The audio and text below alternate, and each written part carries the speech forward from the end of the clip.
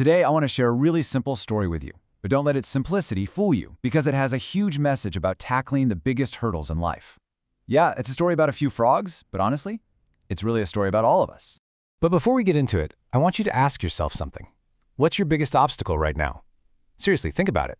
Is it something at work, a personal goal that just feels miles away? Or maybe it's something a little less obvious. Whatever it is, just keep that in mind as we go through this story. All right, so our story kicks off with a journey. We've got a group of friends traveling together, having a good time, and they have absolutely no idea that a disaster is waiting for them just up ahead. So picture this, a group of 5 frogs, just hopping along through a thick forest, probably laughing and enjoying the day. It was just a totally normal, ordinary day that was about to become anything but.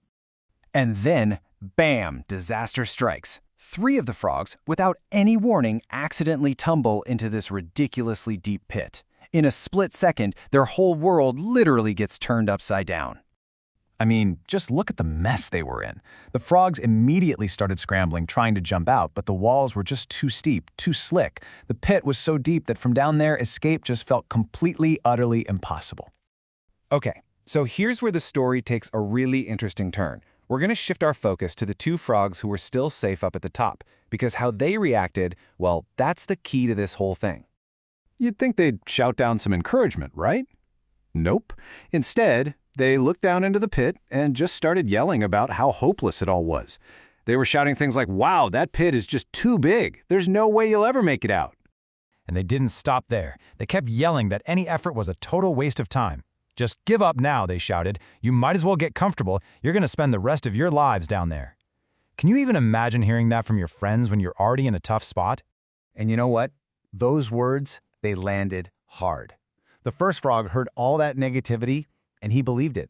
He lost all his hope, stopped trying, and just slumped down in defeat. A little while later, the second frog, after listening to this constant stream of discouragement, he gave up too. But wait, there was still 1 frog left down in that pit. And his reaction? It was completely different from the others. And this, right here, is where the real story begins.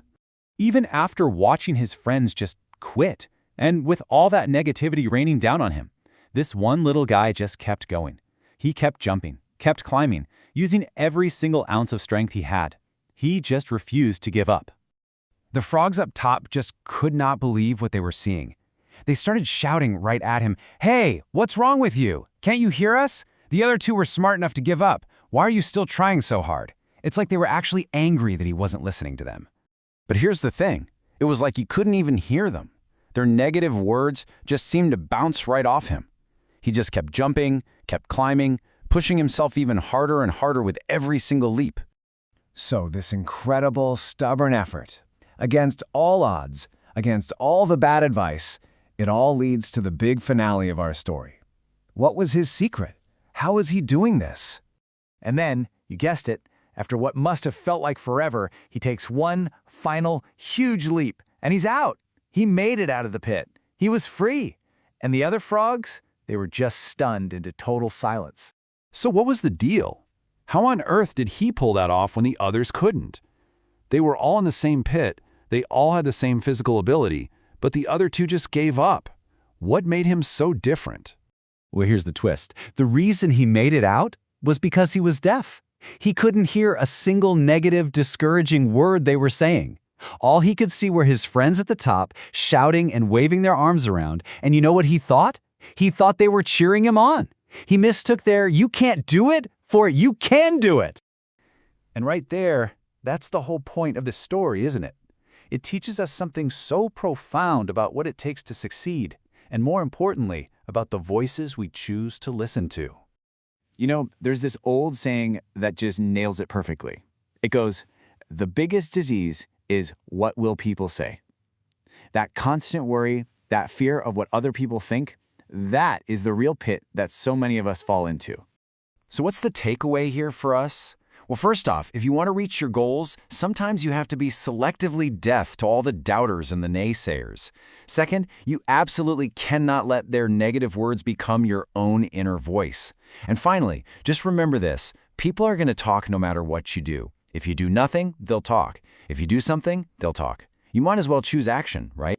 So that brings us right back to where we started. Remember that obstacle you were thinking about?